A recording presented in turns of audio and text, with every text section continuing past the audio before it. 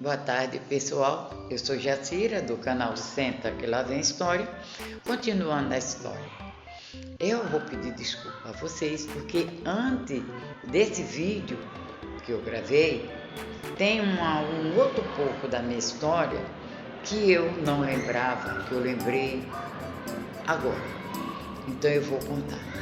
Antes dele ter essa briga com a gente sobre ele ir embora, ele estava lá, joga daqui, joga dali, e tinha uma casa lá, e essa casa, eles arrumaram essa casa e fizeram tipo assim uma associação. E lá nessa associação de bairro, aí ponharam jogo de snooker, colocaram mesas de jogo e tinha até médico. E ele trabalhava lá colocaram ele para tomar conta desse lugar.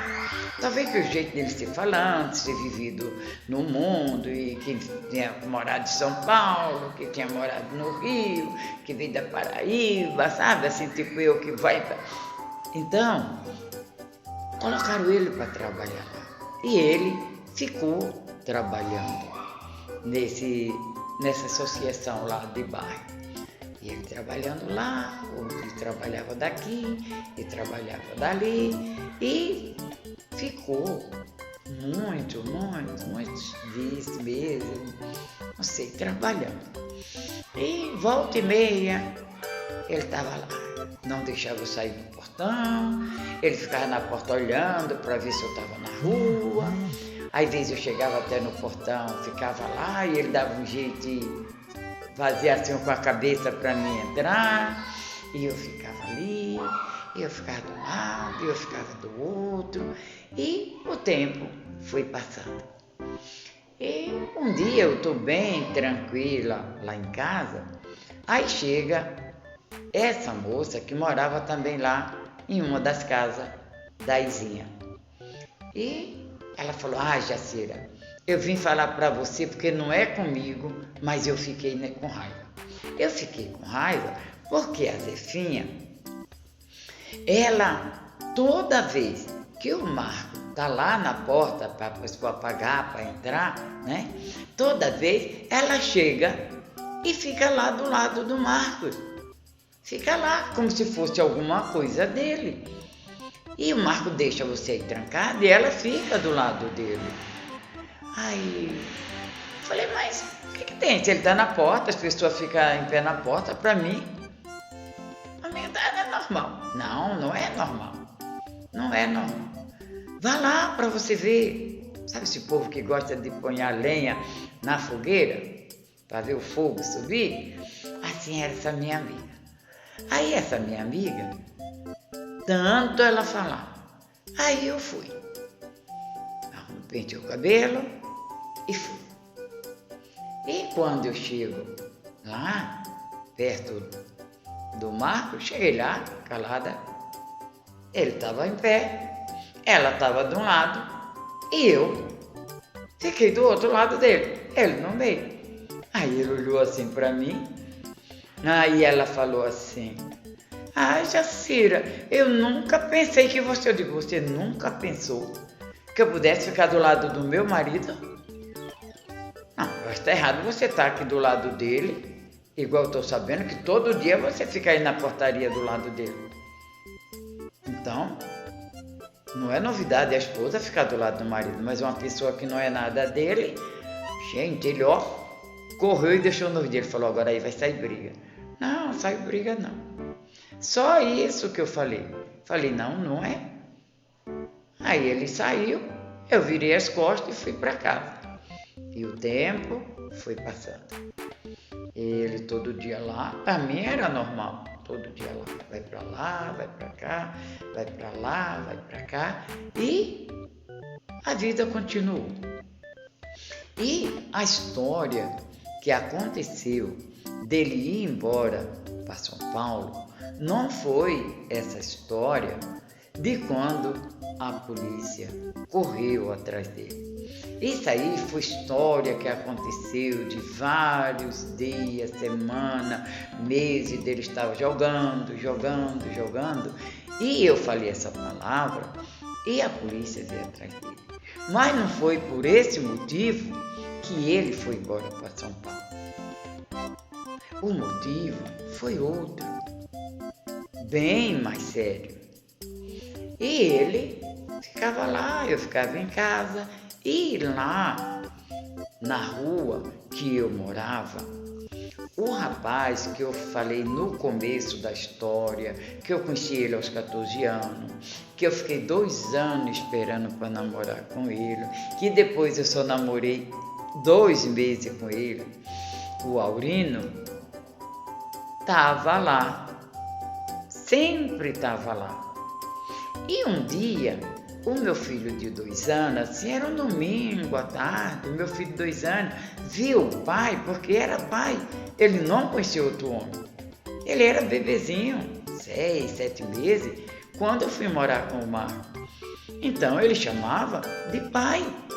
E o Irã saiu correndo, e eu saí correndo atrás do Irã, porque naquela época já passava carro naquela rua ali. Tinha várias pessoas que tinham uma vida melhor, que tinham carro, tudo, né? E eu corri atrás do Irã. Quando eu corri para pegar o Irã, aí ele saiu e falou: o que é que você veio fazer aqui? Você veio olhar o seu macho? Eu falei: o quê? Eu vim pegar o meu filho que correu. Ou você pensa que eu não sei que você já namorou com o Aurino? Aí você veio olhar o seu macho hoje? Aí ele levantou a mão. Quando ele levantou a mão para bater no meu rosto, eu me lembrei do que o meu pai falou para mim. Filha, quando um homem levantar a mão para você, se você puder, bata nele primeiro. Gente, eu não sei como, de que jeito. Ele era mais alto que eu um pouquinho, mas eu peguei ele assim pelo pescoço e tinha um poste. Até hoje eu não sei. Eu bati com a cabeça dele no poste. Gente, o sangue desceu. E os povos seguraram ele e levaram lá para dentro para fazer um curativo nele. E eu corri para casa, me tranquei. E ele ficou lá. E os povos não deixaram ele para casa. Aí falaram: olha, se você for lá para sua casa, eu vou avisar para o irmão dela, que é da polícia. Eu vou avisar para o Antônio. Então você fica quieto, você ia bater nela, ela se defendeu. Então, fica aí, deixa as coisas acalmar. E ele: nunca mais que eu vou naquela casa. Nunca mais. Eu não vou voltar mais para ela, E falava, e vinha uma outra me contava: o Marco não vai voltar mais para você, e que a Zefinha também está sempre lá, junto dele, apoiando ele. Eu falei assim: ué, não posso fazer nada. Se ele não vai voltar para mim, eu vou seguir minha vida. E a minha vida ali já estava melhor, ele tinha um salário, ele colocava as coisas dentro de casa, tudo. E o tempo foi passando. E um dia ele chega lá em casa. E sempre, eu não tenho citado na minha história, mas sempre que a gente brigava, ele falava para mim: eu amo você. E eu sempre falei para ele: eu não amo você. Eu gosto de você, mas eu não posso amar você se eu amei um outro homem. Eu tive um filho com outro homem. Eu não amo você. Mas eu gosto muito de você. Por tudo, porque só pelo que ele fazia, a consideração que ele tinha ao meu filho, não tinha como não gostar de um ser humano daquele. Tinha que gostar. E pelo que ele fazia por mim, ele me tirou da casa da minha mãe, que era um sofrimento maior do que com ele. Por quê? Minha mãe, ela não ia me dar um pão. E ele, sem ser nada meu, ele me dava o meu pão, dava o pão para o meu filho. E Um dia ele chegou e falou assim, falei, oi, o que é que você veio fazer aqui? Aí ele falou assim, eu vim ver meu filho. Eu digo, então, seu filho está aí. Aí ele pegou, deitou na cama, brincou com o Irã para cá, e o Irã, papai daqui, papai dali, e aquele brincando lá, deitou na cama, ficou lá, e ficou lá, até a gente vir para São Paulo. E o tempo foi passando. E já tinha passado aquela história que a polícia correu atrás dele, que eu falei, isso aí foi uma outra história que não levou a ele embora. Não, a história que ele foi embora foi essa. Que quando eu peguei ele, bati, e o povo ficaram tirando um lazer com a cara dele. Cabo tem 2 fitas no braço, o Marco tem 2 fitas na testa, gente, e foi muito tempo os povos falando isso dele. E o tempo foi passando. E teve outra briga que eu já não aceitava mais. Ele não ia na casa da minha mãe, só se pedir para ele, então eu já ia na minha mãe. E foi quando ele chegou, eu já estava nos 5 meses de gravidez. E ele chegou, pegou todo o dinheiro, pediu para sair também dessa associação.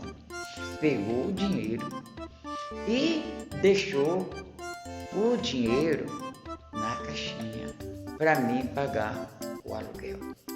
Eu vejo que era para pagar o aluguel porque ele deixou um dinheiro e deixou um pouco a mais, como eu falei no outro vídeo. Mas não foi na história que ele pulou na água, foi nessa história de quando a gente brigou sério. Aí ele foi embora. Não falou nem.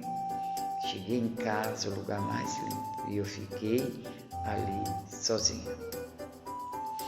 E eu tive que fazer o quê? Ficar ali esperando, sem saber, como eu falei para vocês no outro vídeo. Eu fui para Paraíba, eu fui a procurar ele. Eu fiquei um tempo dentro de casa. O meu segundo irmão que me ajudou. Ele ficou sabendo que eu tinha brigado, todo mundo ficou sabendo.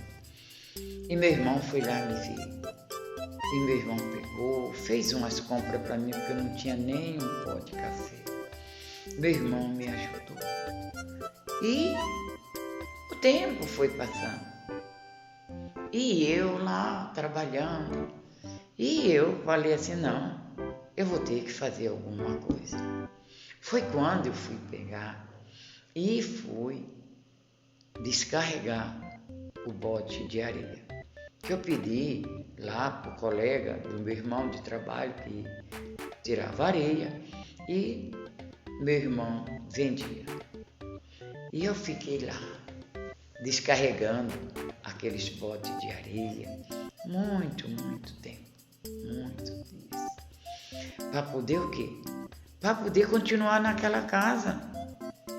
Porque como que eu ia pagar o aluguel? Era difícil, eu grávida já, barriga grande, descarregando bote de areia. Mamãe via, meu irmão sabia.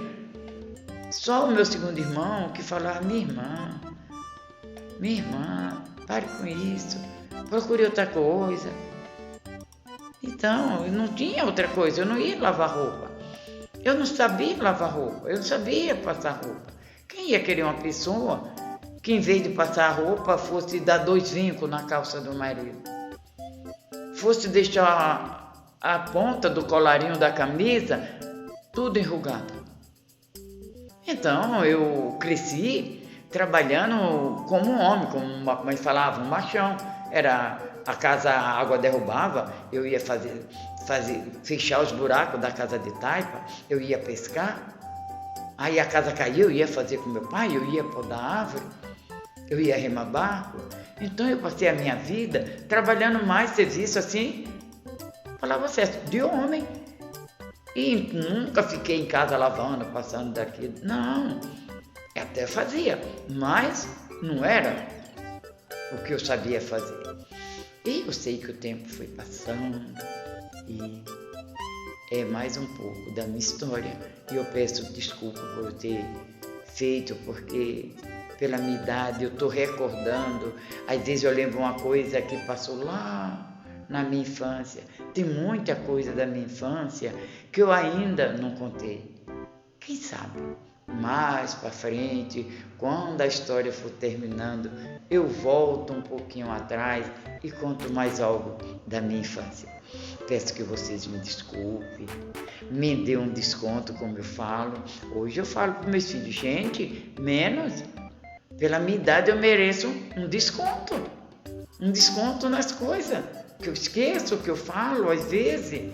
Então me dá aí um desconto pela minha idade. Então eu peço que vocês me dêem um desconto nos meus erros, entendeu? Não, entenda, é a idade. Além da idade, muita luta.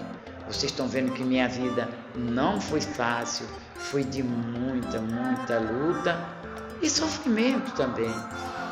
Mas eu estou aqui para contar, que sirva de lição talvez para alguma pessoa, talvez não seja simplesmente uma história de uma senhora de 72 anos que quis falar algo da vida porque eu não tenho com quem conversar. Meus filhos trabalham, estudam, é advogado, outro é motorista de peru escolar, a filha estuda também ainda, magistério, e a minha outra filha tem um filho de 9 anos, leva para a escola às 7, tem que buscar às 11, mora muito distante de mim, da casa dela para a minha casa, só de ônibus, chegando no trevo não passa, só chega no outro dia em casa. Então, me desculpe por alguma coisa, pelos erros. E é isso aí que eu tenho para falar hoje. Que vocês compartilhem, que vocês se inscrevam, deixe o seu gostei, ative o sininho. É isso aí. E senta que lá vem história.